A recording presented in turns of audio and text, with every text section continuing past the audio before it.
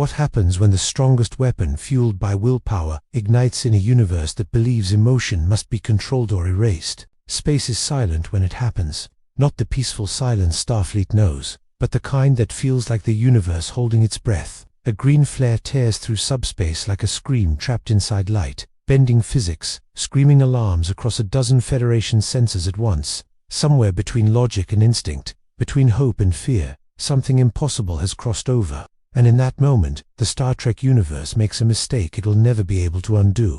The Enterprise is the first to see it. Captain Jean-Luc Picard stands on the bridge, hands folded behind his back, listening to Data calmly list the impossible. A non-Federation energy signature. Not Romulan, not Borg, not Q, a construct made entirely of coherent hard light, shaped like a burning comet, decelerating from warp without warp. Helm reports gravitational anomalies that shouldn't exist. Worf's hand drifts closer to his phaser. Counselor Troi presses her fingers to her temple, her voice quiet, unsettled. Captain, whatever that is, it's feeling something. Very strongly. The green object collapses inward, folding light into a human shape. He crashes onto the Enterprise's forward deflector, like a meteor with a heartbeat. In a flash of emerald brilliance, Hal Jordan gasps back to consciousness. Stars unfamiliar above him, constellations wrong.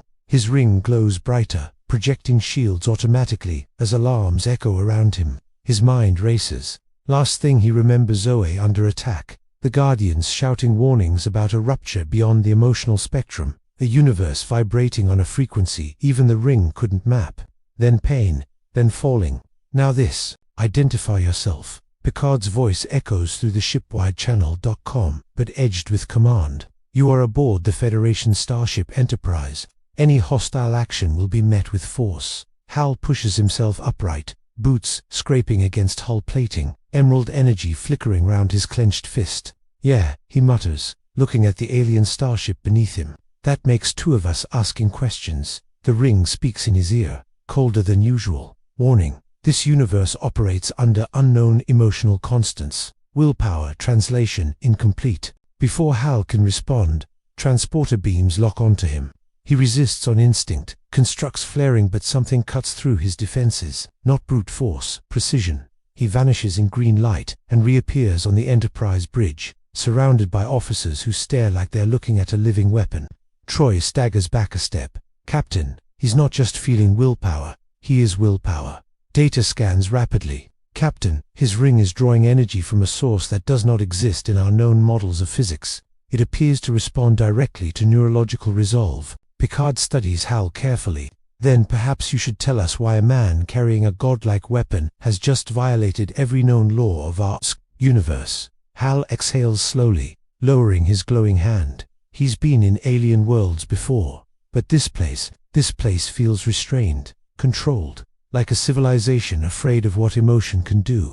Trust me, he says, voice steady but tired. I didn't mean to end up here, but if I did, it's probably because something very bad is coming. As if summoned by his words, the lights flicker. Enterprise sensors spike. A cold, mechanical signal floods the bridge familiar to Starfleet, terrifying to Hal for entirely different reasons. A cube drops out of transwarp directly ahead.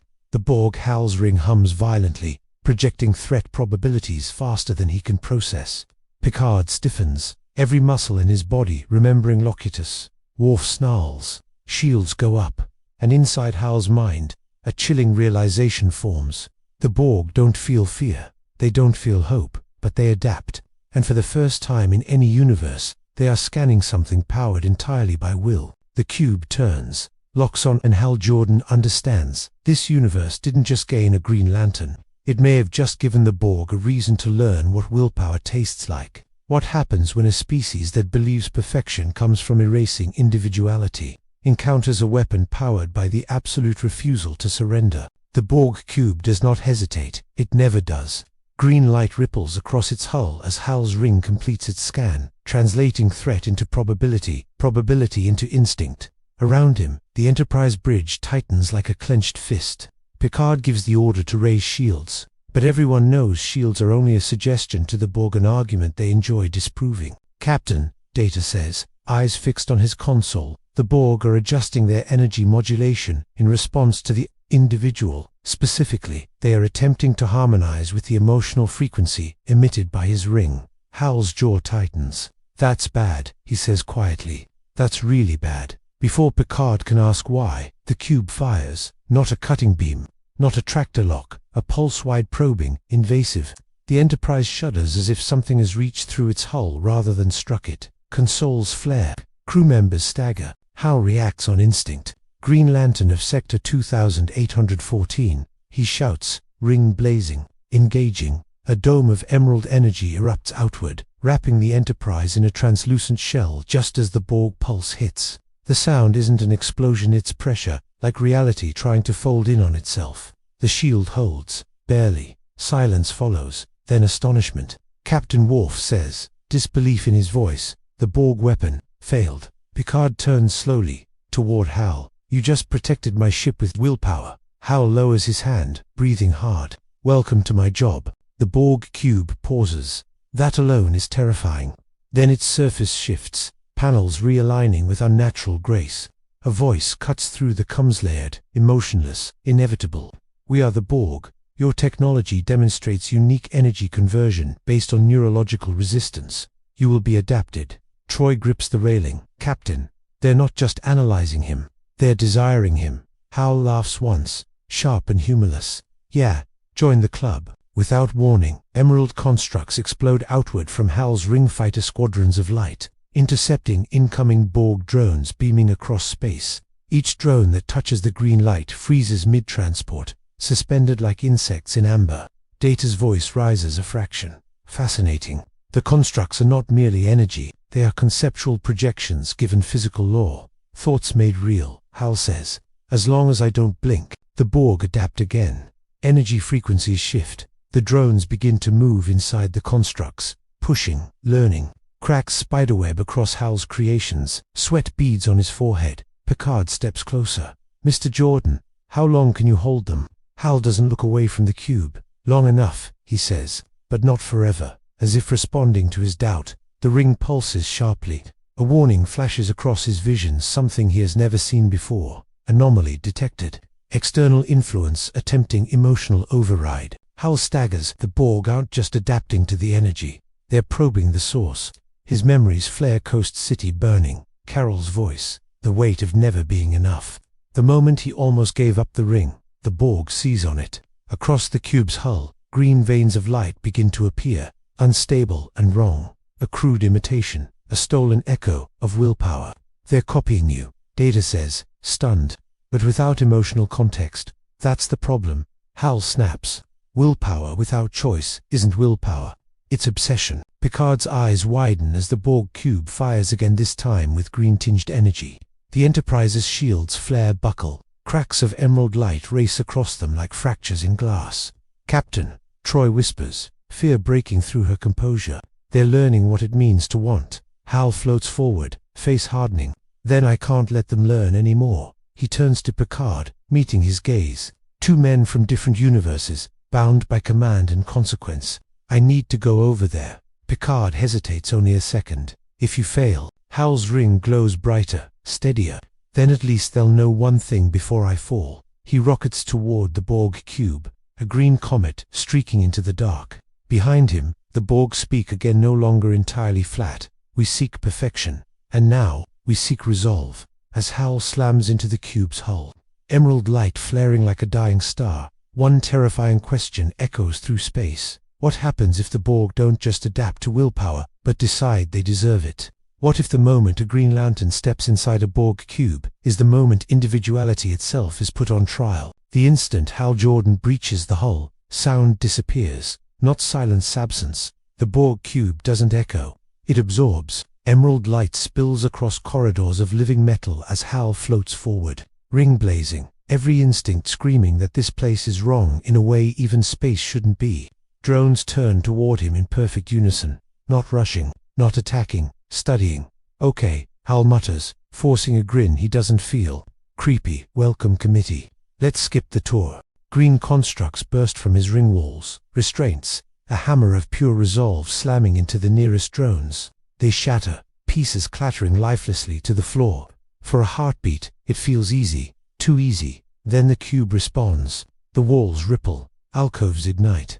Hundreds of drones awaken at once, their eyes glowing with a new, unfamiliar hue and unstable green woven through Borg red. Hal freezes mid-air. No, he breathes. You didn't. The voice comes from everywhere now. Louder, closer, not just speaking to him into him. Your resistance is noted. Your emotion is inefficient.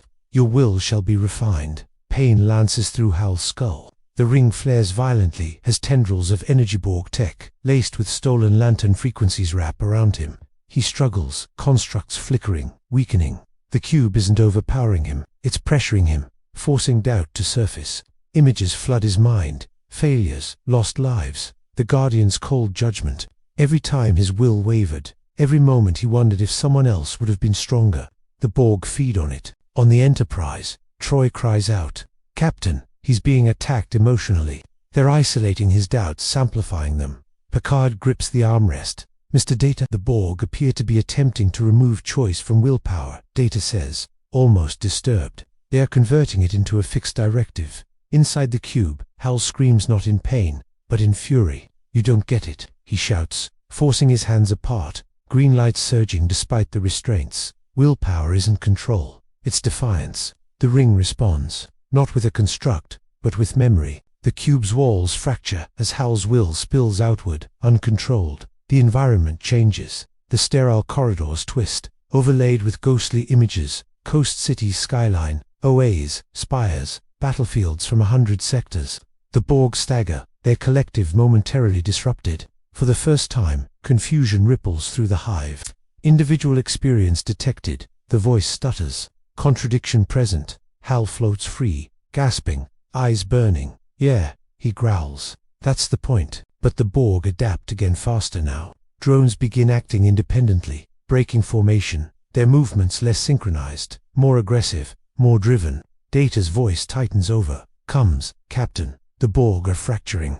Exposure to unresolved willpower is destabilizing their collective hierarchy. Picard's expression darkens, or evolving it. Back inside the cube, a drone steps forward, different from the rest. Its head tilts. Its voice, when it speaks, is quieter, almost curious. "Your will persists, despite inefficiency. Explain." Hal stares at it. This is new. A Borg asking why. He lowers his fist slightly. "Because it's mine," he says. "Because choosing to stand when you're scared matters more than never being scared at all." The drone hesitates. A fraction of a second, but in Borg terms, it's an eternity. Around them, alarms wail, not emergency tones, but something closer to feedback. The cube is fighting itself. Troi whispers, "Captain, some of them are feeling." Picard straightens. Then this is no longer a simple encounter. The cube shudders violently. Sections go dark. Green energy surges through its core, unstable and spreading. Hal's ring flashes a final warning, more urgent than any before. Containment failure imminent. Probability of cross-universal contamination rising. Hal looks around at the chaos he's caused. The Borg no longer perfectly Borg. The cube no longer fully theirs. If he leaves now, this infection of willpower spreads. If he stays, he clenches his jaw. "Guess that's the real test," he murmurs. As the cube begins to tear itself apart from the inside, one terrifying possibility hangs in the void. What if the Borg don't reject willpower but learn to want more? What if the most dangerous thing in the universe isn't a weapon, but the moment a collective mind begins to hesitate? The Borg cube trembles like a living thing in pain. Lights flicker. Drones freeze mid-step, some clutching their heads as if struggling to hear a voice that no longer speaks with perfect clarity. Hell floats at the center of it all, heart pounding, ring blazing so bright the metal around him warps and bends. This wasn't the plan. Lanterns don't destabilize civilizations, they stop threats, contain them, neutralize them. But the Borg aren't retreating. They're changing, contradiction expanding. The Borg voice drones, now layered with static and something eerily close to strain. Individuality increases inefficiency. Inefficiency increases choice. Choice generates conflict. Hal swallows. Welcome to being alive. A shockwave tears through the cube as entire sections shut down. Alcoves rupture. Drones collapse, twitching, some trying to crawl away from others, as if distance itself might bring clarity. And then something new. A scream. Not mechanical, not synthesized, real. Troi gasps on the Enterprise bridge, doubling over, Captain, I'm sensing fear. Not from one drone, from many. Data's fingers blur over his console. The collective consciousness is fragmenting into semi-independent nodes. They are no longer sharing emotional suppression protocols. Worf snarls. They grow weak. Picard doesn't look convinced. Or unpredictable. Inside the cube, a cluster of drones turns on another, phasers firing wildly. Green energy arcs between them, as stolen lantern frequencies overload their implants. Hal throws up a shield, shouting, "Stop! You're tearing yourselves apart." One drone, its face partially stripped of implants, one organic eye wide and terrified, looks straight at him. Its voice shakes. "I do not wish to cease." Hal freezes. That sentence shouldn't exist. Before he can respond, the cube's core surges. A column of corrupted green energy erupts upward, punching through decks like a spear. The Borg voice roars, no longer unified. "We will not be undone by doubt." The cube adapts one last time, not by suppressing willpower, but by concentrating it. All the fractured desires, all the half-formed choices, forced into a single directive. Control. The temperature drops. Gravity shifts. Hal's ring screams warnings as a presence forms within the cube's heart, something vast, focused, and terrifyingly motivated. On the Enterprise, alarms blare. "Captain," Data calls out. The cube's energy output is exceeding previous Borg limits. They are generating a centralized will core. Picard's eyes widen. "They're doing what the lanterns do." Troi's voice trembles. "No, they're doing it without conscience." Inside the cube, Hal stares as the walls peel back, revealing a chamber of swirling green and crimson light. At its center, a massive drone, augmented, armored, glowing with unstable resolve. It speaks with a singular voice. "We choose perfection." Hal feels the pressure instantly. His constructs falter, his chest tightening as if the universe itself is pushing back against him. This isn't raw power. It's focused desire, sharpened into a blade. "So this is it," Hal mutters. A Borg with willpower. The entity steps forward, every movement bending space. "Your will is inefficient because it doubts. Ours will not." Hal plants himself in the air, fists clenched, fear clawing at him, and then he breathes through it. He remembers every time he was scared and acted anyway. Every loss, every stand. "That's where you're wrong," he says quietly. Doubt doesn't weaken will. It gives it something to push against. The ring flares brighter than ever, but it flickers. Warning. The ring intones, emotional resonance exceeding safe parameters. On the Enterprise, Picard makes a decision. "Helm, prepare an evacuation trajectory. If this cube detonates, it won't just detonate. Data interrupts. It will broadcast. Across subspace. Across civilizations." Picard closes his eyes for a brief second. Inside the cube, the Borg entity raises its hand, mirroring Hal's stance. Two forces of will face each other, one born of choice, the other of domination. And as green light collides with green light, one chilling question echoes through both universes. What if willpower without compassion is stronger than willpower with it? What if the battle for the universe isn't decided by strength, but by which kind of will refuses to break first? The collision of green light doesn't explode, it locks. Two forces grind against each other at the heart of the Borg cube. Reality buckling, as if space itself can't decide which one deserves to exist. Hal Jordan screams through clenched teeth, every muscle taut, while the Borg will core pushes back with terrifying calm. Around them, the cube fractures, not shattering, shedding. Entire sections detach and drift into space like discarded thoughts. Drones collapse or flee, no longer unified, some clutching their heads as fragments of identity tear loose from the collective. "We are resolved," the Borg entity intones, voice echoing with layered certainty. "We do not fear loss. We do not fear pain. We do not fear failure." Hal's vision blurs. The pressure is immense, not crushing his body, but pressing on his choices. For the first time since he became a Green Lantern, he feels something close to being overmatched. "Yeah," he pants. "Congratulations. You just listed everything that makes willpower meaningless." The entity advances another step. The air bends around it. Emotion introduces hesitation. Hesitation leads to collapse. Hal's ring flickers again. Images flash through his mind, Carol turning away. Pilots who didn't make it home. Worlds he saved that never thanked him. The doubt surges, and the Borg presence feeds on it, amplifying the pressure. On the Enterprise bridge, Troi grips the console, tears streaking down her face. "Captain." He's losing coherence. They're isolating his self-blame. Picard's voice hardens. "Then we remind him who he is. "Sir," Worf asks. Picard taps his combat Jordan. "This is Picard." Hal barely hears it at first. Then through the crushing force Picard's voice cuts through, steady and human. "You once told me willpower is the courage to act despite fear," Picard says. "You are not failing because you doubt. You are enduring because you choose to stand anyway." Hal's eyes snap open. The Borg entity recoils slightly, not in pain, but in uncertainty. On the bridge, Data looks up sharply. Captain verbal reinforcement has stabilized his emotional waveform. Hal laughs weakly. "You hear that?" he says to the entity. "Turns out I don't do this alone." He exhales, and instead of pushing harder, he lets the fear wash through him. He doesn't fight it, he accepts it.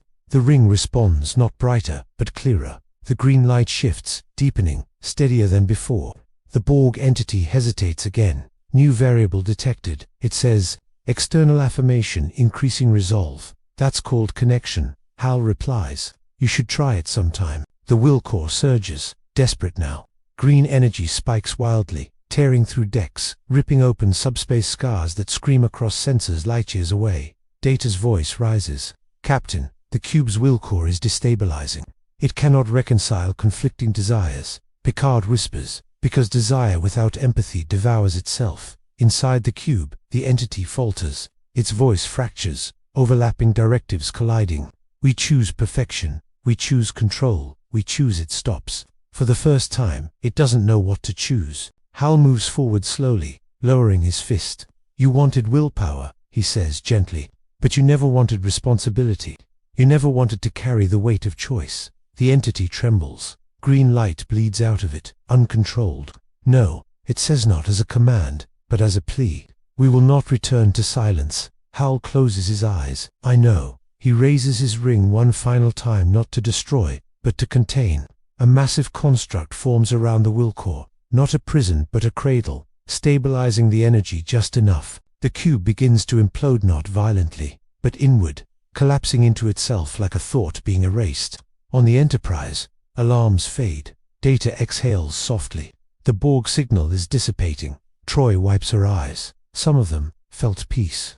Just before it ended, as the cube folds into nothingness, Hal floats alone in the void, breathing hard, ring dimming to a tired glow. But before relief can settle, his ring speaks again, quiet, urgent, alert. Residual willpower signatures detected across Borg subspace pathways. Hal's stomach drops. He looks toward the stars, realization dawning. "I didn't stop it," he whispers. "I seeded it." Somewhere out there, fragments of the Borg now remember what it felt like to choose, and the universe will never forget that lesson.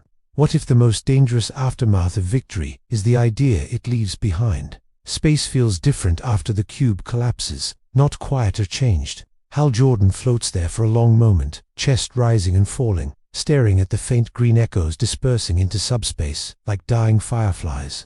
Each one carries a whisper of choice, a memory of resistance. He knows it instinctively. The Borg didn't just lose a battle. They learned something they can never unlearn. The Enterprise pulls alongside him, tractor beam gentle this time, almost respectful. As Hal steps onto the transporter pad, his knees nearly buckle. The ring dims to an exhausted ember. He materializes on the bridge to silence. No alarms, no commands. Just Starfleet officers staring at him like they're not sure whether to salute or step back. Picard breaks the stillness. "Welcome back, Mr. Jordan." Hal manages a crooked smile. "You guys always greet guests like this." Troi approaches slowly, her voice soft but shaken. "You didn't just fight them, you changed them." Hal looks away. "Yeah, that's what I'm afraid of," Data interjects, fingers dancing across his console. "Captain, long-range sensors confirm fragmented Borg signals, exhibiting anomalous behavior. Individual units are disengaging from the collective, rather than seeking reintegration." Worf snorts. "They flee." "No," Troi corrects quietly. "They're deciding." The word hangs in the air like a loaded weapon. Picard folds his hands behind his back, pacing slowly.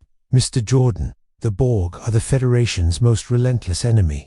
If they now possess even a fraction of independent will, then they're not the Borg we know." Hal finishes, and that's the problem. Before anyone can respond, the stars outside warp not into warp speed, but something stranger. Space ripples like disturbed water. The temperature drops, the lights dim, and then reality bends. A figure appears at the center of the bridge, without transporter effect or warning. Tall still, dressed in a robe that looks stitched from starlight itself. Q smiles. Oh, this is delightful. Every muscle in Picard's body locks. Q howled, squints. Let me guess. Cosmic pain in the ass. Q claps. Oh, I like him already. He circles Hal, inspecting the ring with open fascination. A universe powered by rational restraint suddenly gets a taste of raw, emotional defiance.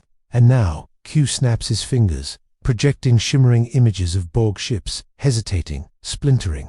Now the galaxy is interesting again. This was not a game, Picard snaps. Q feigns offense. Jean-Luc, please. Everything is a game. Some of us are just better at admitting it. Q stops in front of Hal, eyes sharp now. You, however, you cheated. Hal crosses his arms. Buddy, if I could cheat reality, I wouldn't be standing on your ship. Q chuckles. You introduced an external constant. Willpower, choice, unpredictability. Do you have any idea what that does to a universe built on probability curves? Gives it a chance. Hal replies without hesitation. For the first time, Q doesn't immediately mock him. Instead, there's something like curiosity. You lanterns, Q muses. So emotional, so dangerous. Picard steps forward. Why are you here? Q sighs theatrically. Because consequences are beginning, Jean-Luc. Because the Borg are no longer a singular threat.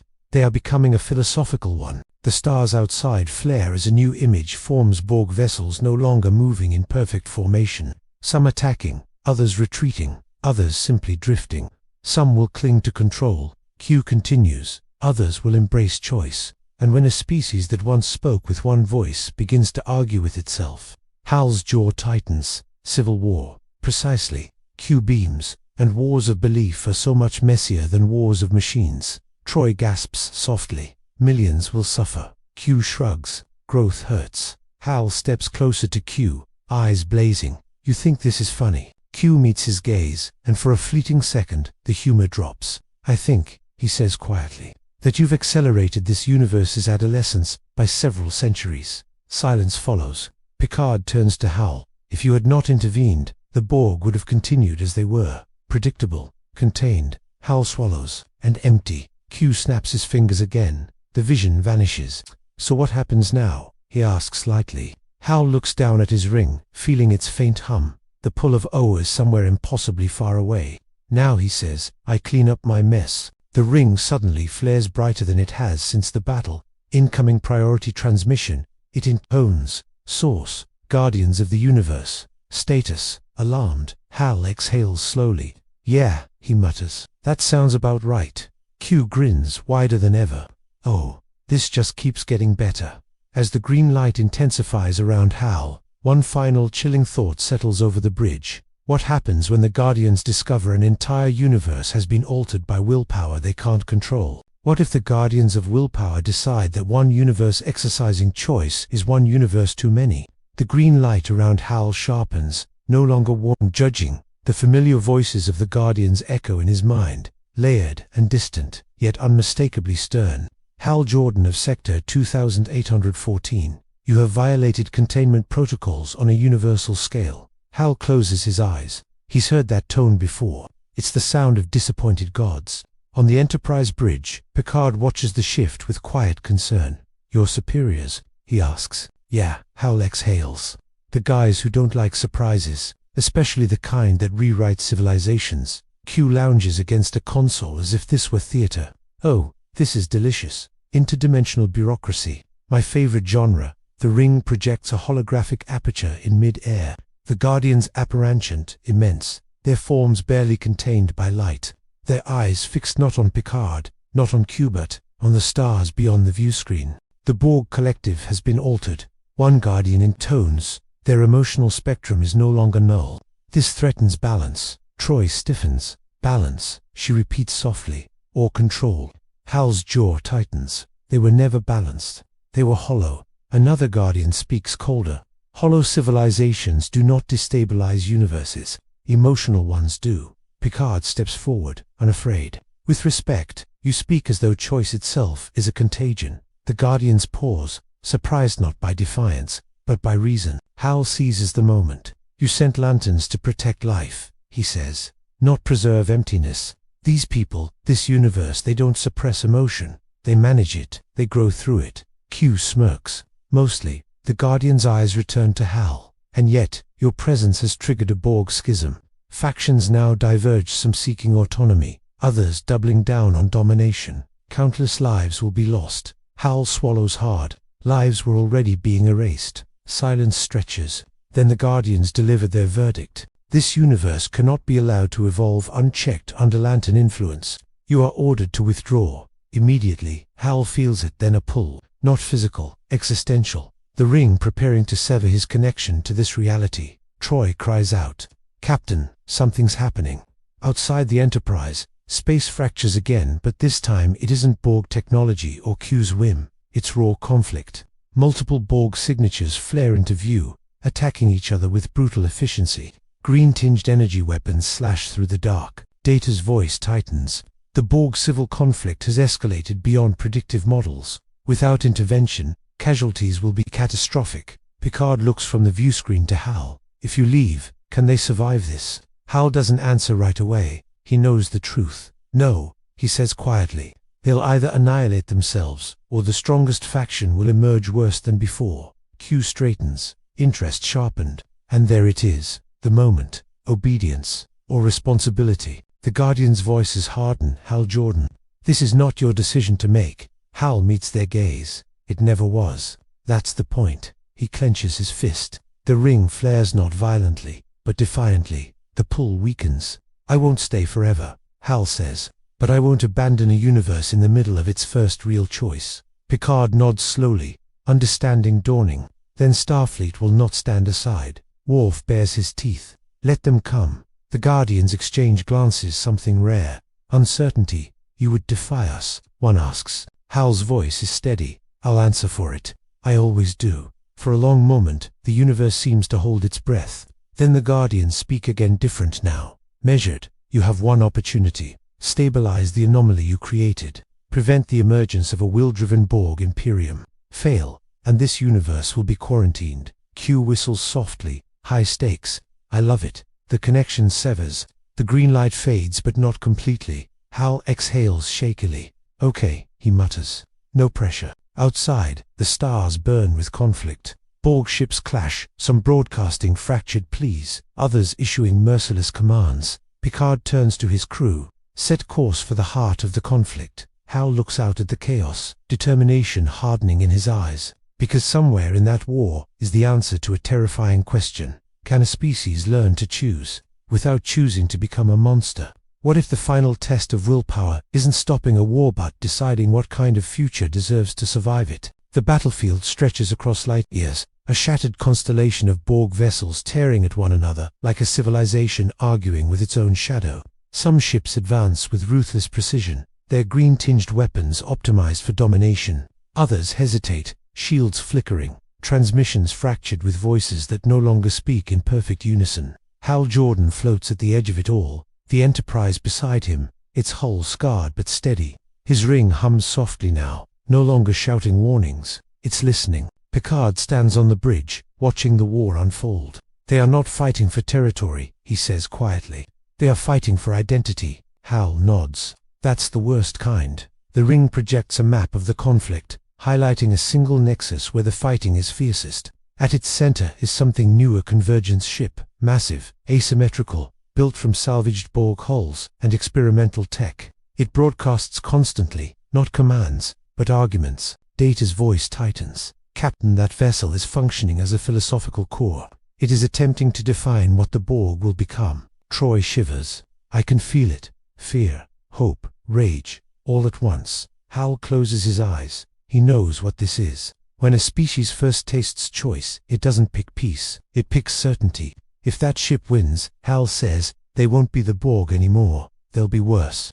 A crusade with willpower and no restraint. Picard turns to him. And the alternative? Hal opens his eyes. Is terrifying, but honest. He rockets forward before Picard can respond. Green light streaking toward the convergence ship.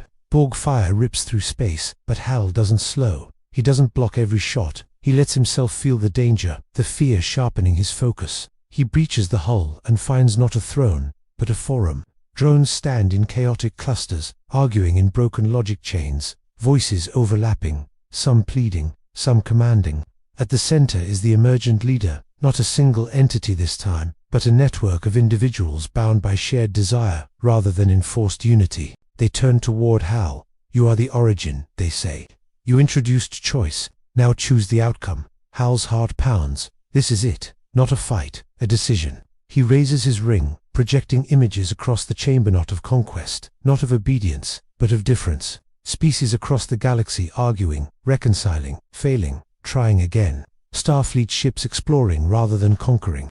Worlds that survived because they learned restraint. Choice doesn't guarantee goodness, Hal says, it guarantees responsibility. If you want willpower, you don't get to skip the consequences. The drones process this. Some recoil, some lean closer, and if we reject unity, one asks, we risk extinction. Hal nods. Yeah, that's the price. Freedom means you might fail, but domination means everyone else does. Silence follows. Not collective silence, individual silence, the most fragile kind. Then something unprecedented happens.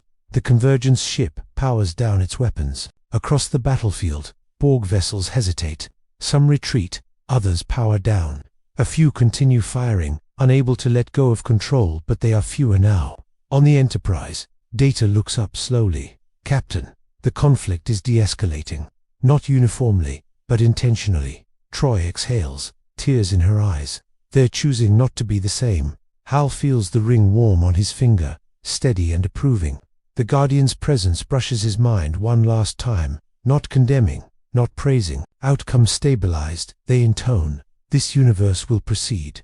Unsupervised, the connection fades. Later, as the stars settle into something resembling peace, Hal stands on the Enterprise bridge one final time. Picard joins him, hands behind his back. "You altered the course of this galaxy." Picard says, "Not by force, by trust." Hal smiles faintly.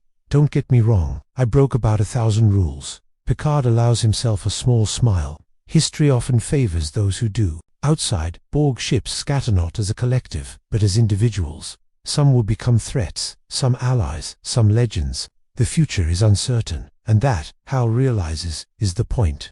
As a green portal opens beside him, he pauses, looking back at this universe of stars and stubborn hope. "Take care of it," he says softly. Picard meets his gaze.